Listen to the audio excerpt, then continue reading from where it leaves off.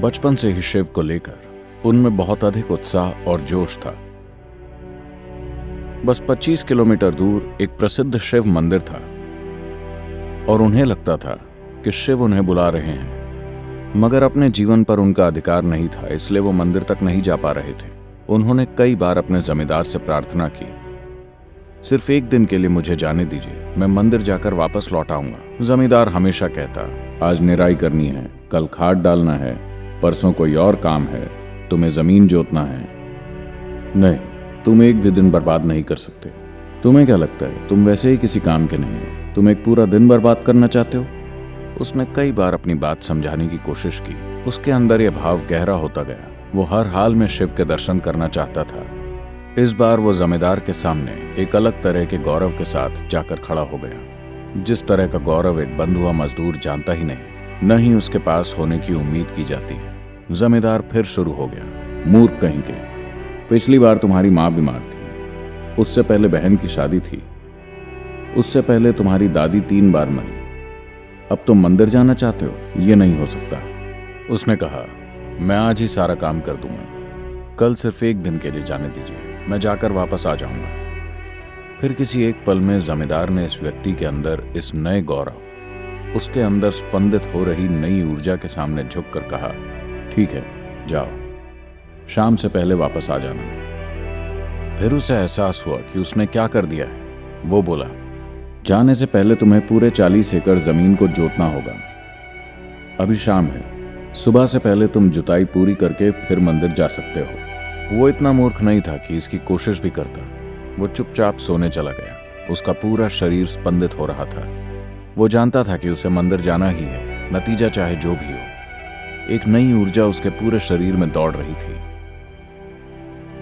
सुबह जब वो उठा तो गांव में हंगामा मचा हुआ था। क्या हो गया?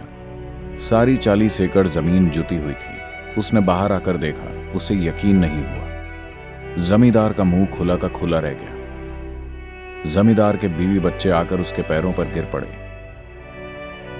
उस शख्स का नाम हम नहीं जानते, आमतौर पर उसे हलवाहा कहा जाता है। उसे यकीन नहीं हुआ। फिर वो जान गए। वो हमेशा सोचता था कि शिव के सामने प्रार्थना करके वो प्रकृति के नियमों को तोड़ सकता है, वो प्रकृति के नियमों को बदल सकता है, मगर मनुष्य के नियम इतने क्रूर हैं कि आप कभी उन्हें बदल नहीं सकते। मगर यहाँ मनुष्य और देवता और प्रकृति सभी के नियम टूट गए थे। अचानक लोगों ने आकर उसके हाथों में चांदी के सिक्के रखे, किसी ने उसके हाथ में भोजन रख दिया, किसी ने उसे छड़ी पकड़ा दी और कहा, यह मंदिर जा रहा है, ईश्वर ने इसे चुना है। शिव ने खुद आकर 40 एकड़ जमीन जोत दी। आनंद से भरे दिल के साथ वो मंदिर गया, मगर एक अछूत के रूप में जीवन जीने के कारण वो भूला नहीं था कि वो मंदिर की देहरी पार नहीं कर सकता। वो वहीं खड़ा रहा। निश्चित रूप से लोग उसे मंदिर में नहीं घुसने देते। वो जानता था कि लोग नियमों को नहीं तोड़ेंगे, और वैसे भी वो सिर्फ एक बार शिव के दर्शन करना चाहता था। बड़ा सा नंदी जो रास्ते में बैठा था, वो नंदी एक ओर खिसक गया। बाद में लोग उसे नंदनार बुलाने लगे और वो एक प्रसिद्ध संत बन गया। कोई उसका नाम नहीं जानता क्योंकि उसे सिर्फ हलवाहे के रूप में जाना जाता था, मगर उसका पूरा जीवन बस इसी चीज पर टिका था। आप उसे भक्त भी नहीं कह सकते, वो बस कौतूहल में था और उसने कभी कौतूहल को जाने नहीं दिया। ज्यादातर तार्किक दिमागों की ये समस्या होती है कि अगर कोई चीज आपको कौतूहल में डालती है तो आप उसकी एक मूर्खतापूर्ण व्याख्या करके उसे वहीं नष्ट कर डालते हैं। अधिकांश दिमाग कौतूहल के साथ जीने में असमर्थ होते हैं। वो आज ही उसका एक मूर्खतापूर्ण जवाब चाहते हैं और रात को सोने से पहले ही वो निष्कर्ष भी निकाल लेंगे, अरे ये ऐसा है, वो वैसा है। इस धरती के हर मूर्ख को लगता है कि वो एक वैज्ञानिक है क्योंकि उसने स्कूल में कोई पुस्तक पढ़ ली है। ये बेकार पुस्तक किसी काम की नहीं है। विज्ञान की दृष्टि से सोचने वाला कोई भी व्यक्ति अब इन मूर्खतापूर्ण चीजों को स्वीकार नहीं करेगा। यहाँ इतना कुछ है, हर कहीं बहुत सारी ऐसी चीजें हैं जिनका जवाब नहीं है। आपके पास इन सवालों का जवाब देने के लिए बुद्धि या उपाय नहीं है। इसे स्वीकार करें।